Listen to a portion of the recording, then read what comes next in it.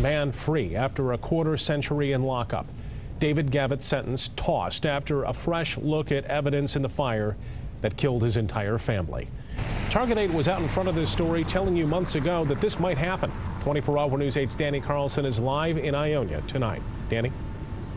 Brian, just 2 days after his birthday and nearly 27 years to the day that David Lee Gavitt was arrested for killing his wife and his 2 young daughters, he walked out of prison today a free man and got a chance to visit their graves for the very first time, an image that his sister tells me will be burned in her mind forever.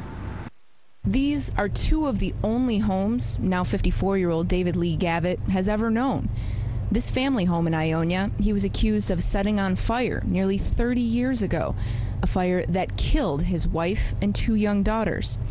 And this prison in Carson City, this was his home up until today, when he was cleared of those charges and walked out a free man. It's as if it never happened. And that's true in part, at least. Gavitt has been cleared of the arson and 3 murders he was convicted of, but he still spent that time behind bars. And since the investigation into that fire is done, we might never know what definitively caused it. The Michigan Innocence Clinic took on his case in 2010. They say they figured out that Gavitt was convicted all those years ago based pretty much completely on science of the time.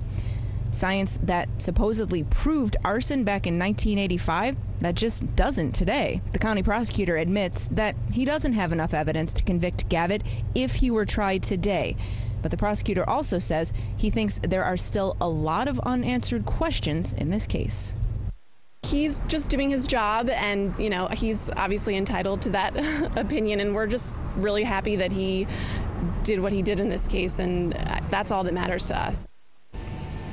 This is one of only 2 arson cases that the Innocence Clinic accepted and decided to work on. This is the Innocence Clinic 6th exoneration. Live in Ionia tonight, Danny Carlson, 24-Hour News 8. Thank you, Danny. Let's take you back for a moment to tell you just how long this story has been going on. In 1985, Gavitt's wife and 2 young daughters were killed in a fire at their home in Ionia. 2 years later, Gavitt was convicted of killing them, and he was sent to prison. Fast forward 24 years. The University of Michigan Innocence Clinic gets involved and files an appeal on Gavitt's behalf.